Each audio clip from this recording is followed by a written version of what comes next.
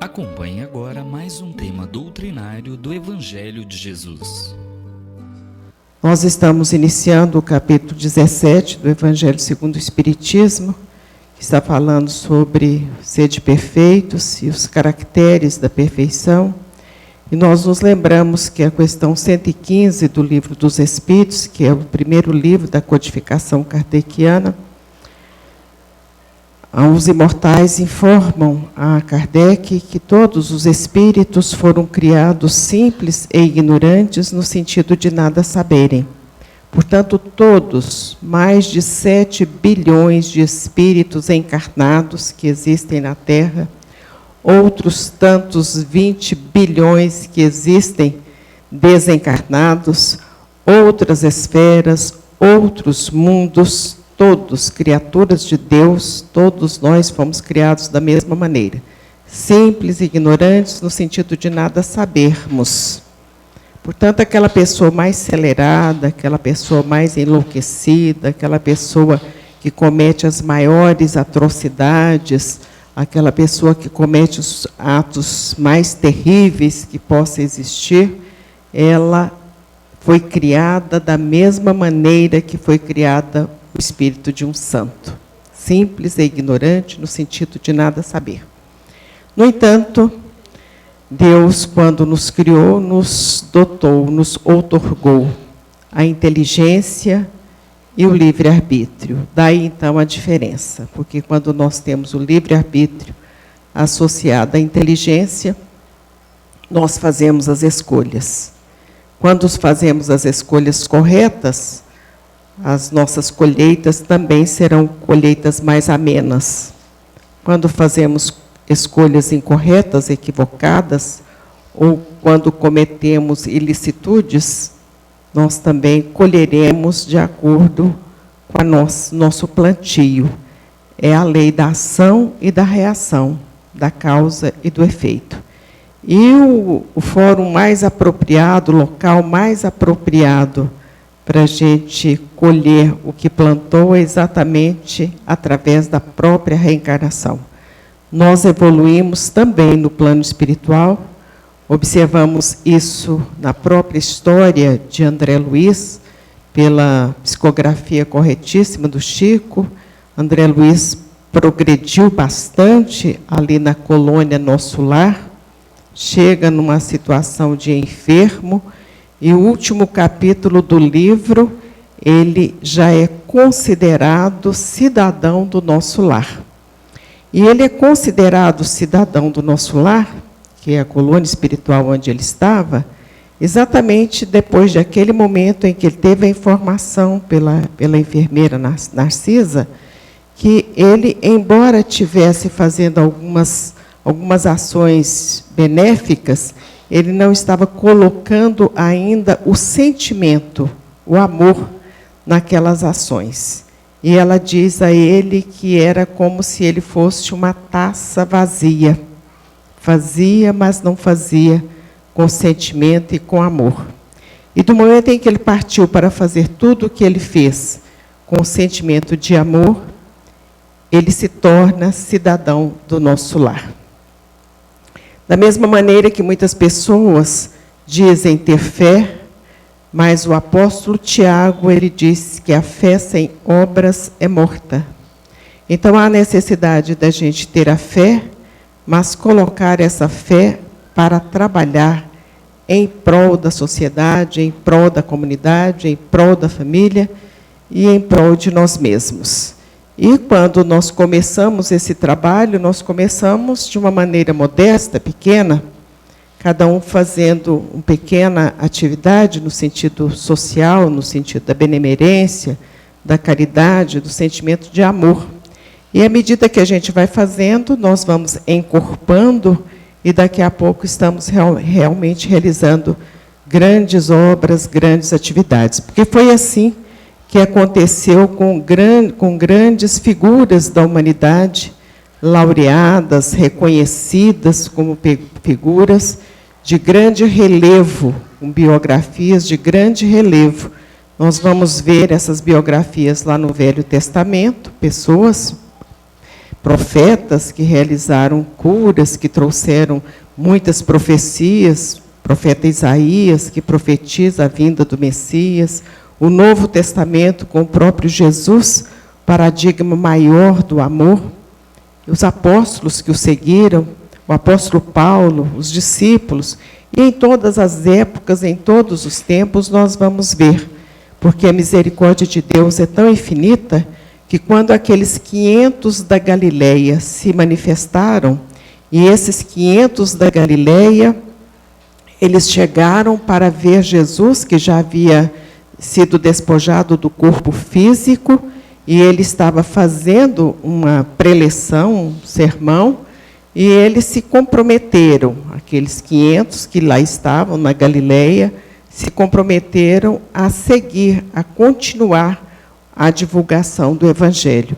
E conta Humberto de Campos, no livro Boa Nova, que em todas as épocas e em todos os tempos da humanidade, aqueles missionários estão reencarnando na Terra nas mais diversas missões e situações para trazer serenidade, trazer paz, para o desenvolvimento da ciência, enfim, para trazer o conforto espiritual, o conforto científico às pessoas que palmilham o planeta Terra. Em todas as épocas eles estão aqui nesse sentimento maior de amor. Hoje, quando estávamos pensando que poderíamos trazer com relação a esse texto do Evangelho, lembramos de tantas figuras notáveis que poderia ser mencionada, que poderíamos falar sobre elas.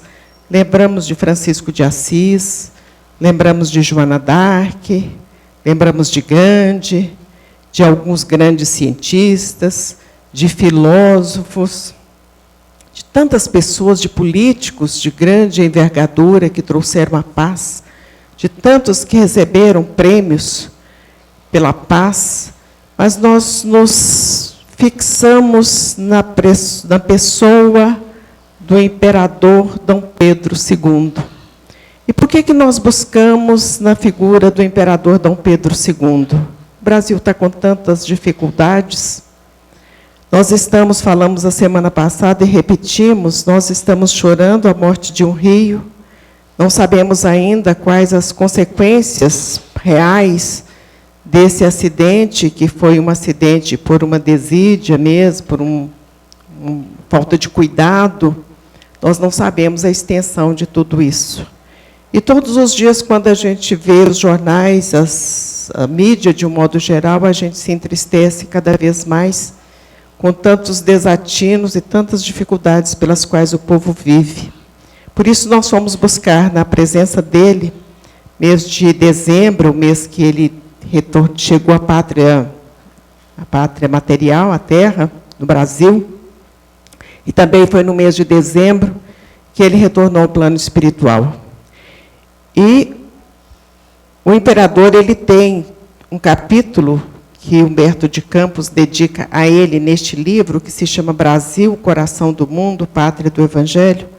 Hoje nós estivemos na federação, trouxemos alguns livros, como havíamos combinado, que a gente ia sempre trazer livros, sobretudo os livros que a gente está falando sobre eles aqui, mas, infelizmente, não tinha esse livro lá, como também não tinha o Sinal Verde. Nós deixamos reservado o Sinal Verde e o Brasil, Coração do Mundo. Assim que chegar, a moça que nos atendeu vai nos ligar para a gente ir buscar esse livro. Então, portanto, hoje tem outros livros que trouxemos hoje mesmo da Federação Espírita. E nesse livro, então, tem um capítulo que fala sobre o imperador. E foi o próprio Ismael, juntamente com Jesus, Ismael, tem a música lindíssima que fala sobre Ismael, que é o anjo protetor do Brasil, espírito protetor do Brasil, juntamente com Jesus, que delega a esse espírito as condições de ser imperador do Brasil, e ele foi imperador por quase 50 anos. Foram quase 50 anos de grande sofrimento, porque ele ficou órfão de mãe com 1 ano de idade, 1 ano e pouco de idade, ele ficou órfão de mãe.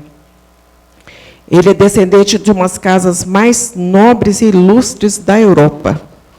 Ele é descendente de Maria Teresa da Áustria, que nós até já fizemos comentários sobre ela, que foi uma das maiores imperatrizes que o mundo teve, exatamente porque ela muito preocupada com a educação.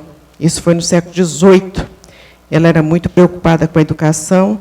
No país dela, a Áustria, naquela época já não existiam mais pessoas analfabetas. Então, quando a gente vê um país com tanta pujança, com tanta educação, com todas as coisas funcionando, é porque tem 3 séculos na nossa frente. Então, ele é descendente de Maria Teresa da Áustria.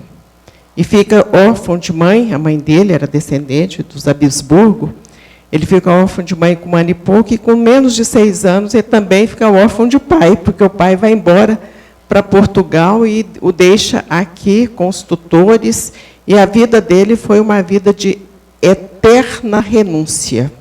Ele não teve infância e não teve adolescência, porque com 14 anos de idade ele já era imperador do Brasil. E imperador do Brasil ele foi por quase 50 anos. Falava vários idiomas, era preocupadíssimo com a ecologia, com a união nacional e com a figura do Brasil no exterior. Porque por onde ele andava, e andou muito, ele realmente era recebido como um grande republicano, como um grande democrata, embora fosse um imperador. E o interessante é que, quando vem o golpe que o tira do poder, e as questões políticas que envolveram essa situação, e que ele vai para a Europa, ele vai um homem pobre. 50 anos imperador do Brasil. E ele vai para a Europa pobre. Conta o conde Afonso Celso, em um livro que se chama O Exílio do Imperador. Afonso Celso foi um grande escritor brasileiro, que quando ele estava em Portugal, porque primeiro ele foi para a França, depois ele foi para, hoje, a região de Mônaco, depois ele foi para Portugal, ele, o conde, foi visitá-lo. E quando chega no hotel, que na verdade era quase uma pensão, não era palácio, era uma pensão, que ele estava hospedado, ele estava embrulhado em um cobertor assim bastante poído, fazia muito frio, e eles começaram a conversar sobre literatura, e ele ficou assim mais animado com aquela conversa. Quando eles terminaram, ele diz para o conde: a imperatriz está sendo velada aqui do lado. A esposa dele estava sendo velada, havia sido ido a óbito na véspera, estava do lado sendo velada.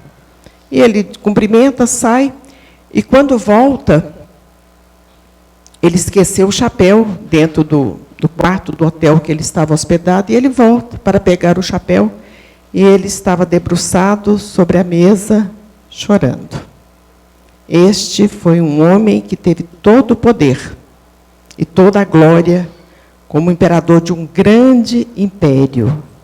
Mas será por que aconteceu tudo isso com o nosso imperador? Vamos voltar no tempo?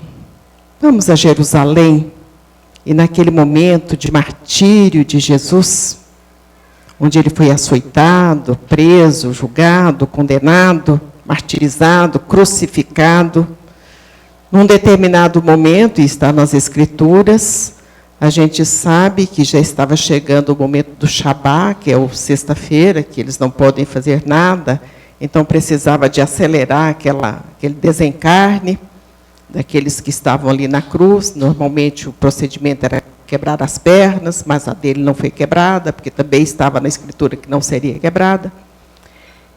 E um daqueles que estavam lá lança uma lança no peito de Jesus. É a quinta chaga, que todos nós conhecemos. Esse lanceiro chamava-se Longinos. Esse Longinos é a reencarnação do imperador Dom Pedro II. Então, é a misericórdia divina dando a oportunidade a esse espírito de redimir o seu passado, as suas dificuldades existenciais e seguir no processo de evolução. E aqui neste livro vai falar que se ele saísse bem dessa empreitada como imperador do Brasil, e aqui diz o seguinte: os reis terrenos, no livro, quando bem compenetrados das suas elevadas obrigações diante das leis divinas, sentem nas suas coroas efêmeras um peso maior que o das algemas dos forçados. Então, quando a gente vê situações de tanto desprezo pela cidadania, tanto desprezo pelo país, a gente observa, colocando essas pessoas, não, embora não sejam pessoas reais, mas estão com grande poder, a gente observa que há um grande equívoco nas coisas que estão acontecendo. E a nossa postura como espíritas é de ter compaixão de todos eles. A dificuldade que enfrentarão, aqui, ali ou alhures, a gente nem sabe se reencarnarão aqui, é muito grande. É a compaixão, é o sentimento mais próprio. É a oração para que suas consciências despertem e modifiquem as suas maneiras de agir e pensar. E que o povo brasileiro, todos nós, 200 milhões de habitantes, nos envolvamos no sentimento da esperança, porque sem esperança ninguém vive. Nós já contamos uma história de uma moça que, certa feita, era um trabalho religioso, e o líder dessa religião, ele chamava por grupos as pessoas. Chamava, por exemplo, quem perdeu o emprego, vem aqui para fazer oração. Aí aparecia uma porção de pessoas. Depois ele falava assim, quem está doente com tal determinada doença, vem cá para fazer oração. E assim ele foi chamando. Várias pessoas identificaram naquelas dificuldades que são próprias de um planeta de expiação e provas. E, num determinado momento, ele disse assim, aquele que perdeu a esperança. E levantou do meio do público uma jovem muito bonita, muito bem vestida, muito elegante, e se encaminhou sozinha para pedir a bênção, pedir a orientação, pedir a ajuda, porque ela havia perdido a esperança. Então, a esperança é que nos move. Mas quando a gente observa que já passamos por tantas dificuldades, em termos nacionais mesmo, os mais antigos devem se lembrar mais, e que vencemos todas elas, nós venceremos mais esta também. Mas não são somente as questões de ordem ampla, de comunidade, de nação, de povo, que nos aflige. Porque cada um de nós aqui tem uma dificuldade. Ou, se tem uma, agradeça mais ainda. Porque tem muitos que só têm dificuldade. Ou só vê dificuldade. Ou cria dificuldade. Porque existem diferenças, né? Aquele que realmente tem a dificuldade e aquele que cria a dificuldade. Então, muitos têm realmente dificuldades. E aquele que também cria dificuldade está com uma dificuldade. Então, vamos nos ater às nossas dificuldades, cada um com a sua dificuldade. É a ausência do emprego, é o relacionamento complicado, é o filho difícil, é a enfermidade, é a perda de alguém muito querido pelas mais diversas situações. Pode ter sido pelo desencarne, pode ter sido pelo abandono, e todos nós estamos nesse mesmo barco, procurando amparo, iluminação, misericórdia, e a proteção vem da espiritualidade amiga. Deus misericordioso não nos desampara, nos ajuda a todos. Nós sempre falamos que Jesus, quando ele se dirige a Zaqueu, ele falou o nome dele porque ele sabe, ele conhece a todos nós pelos nossos próprios nomes. Então, as nossas aflições também são conhecidas. Então, quando a gente tem a esperança, já é um ponto favorável. Quando nós nos propomos a caminhar para resolver aquela questão, porque existem muitas pessoas que se acomodam. É o que na psicologia fala que é a zona de conforto, né? Tá bom desse jeito, quer dizer, não está bom não, mas eu vou ficando assim mesmo, né? E a gente conhece muitas e muitas pessoas que estão na zona do conforto. Então, é o emprego que não está bom, mas eu também não quero procurar outro. É o relacionamento que não está bom, mas eu também não quero fazer nada para melhorar ou para acabar com ele. É a saúde que não está boa, mas eu também não estou fazendo nada. É o peso que está maior, mas eu também não estou fazendo nada. Então, se a gente não faz nada, a tendência das coisas é continuar como estão mesmo. E a doutrina espírita vem para nos dar esse alerta e para nos conclamar a nossa modificação, a nossa transformação íntima. Porque, se nós acreditarmos em todos os princípios da doutrina espírita, e nós continuamos falando que ontem nós tivemos um curso, que todos gostaram bastante, a gente volta lá na última questão do livro dos médiuns, quando Kardec diz que se acreditarmos em tudo que a doutrina nos ensina, mas se nós não nos propusermos a nossa reforma moral, não adiantou nada acreditar em tudo aquilo. Então, a gente tem que realmente transformar. Essa transformação não é fácil, não é do dia para a noite, mas há necessidade de começar a colocar o pé na estrada para a transformação. E essa transformação vai passar pelo melindre. Quantas e quantas vezes a gente ofende porque o fulano falou isso, porque falou aquilo, ou a gente imagina que ele falou. Essa transformação vai passar pela harmonia dentro da casa e quantos lares em conflito. Quantas e quantas mulheres sendo violentadas de todas as maneiras, e as coisas continuam da mesma maneira. Filhos muito complicados. Então, quando a gente não tiver mais as condições de agir, se não tivermos mais o auxílio do psicólogo, do médico, de um profissional de uma própria área específica para as situações, nos curvemos em oração. Vamos confiar em Deus, mas vamos, sobretudo, fazer a boa ação. Porque nós falávamos há pouco que a fé sem obras é morta. Então, quando a gente tem essa condição de fazer a boa ação, e todas as pessoas têm condição de fazer a boa ação, para consigo mesmo, para com a família e para com os outros. E aí a gente vai começar a mudar o mundo. Então, a gente imagina que o mundo será mudado quando todos os terroristas forem mortos, quando todos os bandidos estiverem presos, quando todos os corruptos estiverem fora do poder. E nós? O que nós estamos fazendo para modificar a nossa vida? A paz do mundo, segundo a canção, começa em mim. Então, eu propicio a minha paz, você a sua, o outro a dele, e assim nós vamos fazendo uma corrente de paz para mudar o mundo. Muita paz, que Jesus nos abençoe.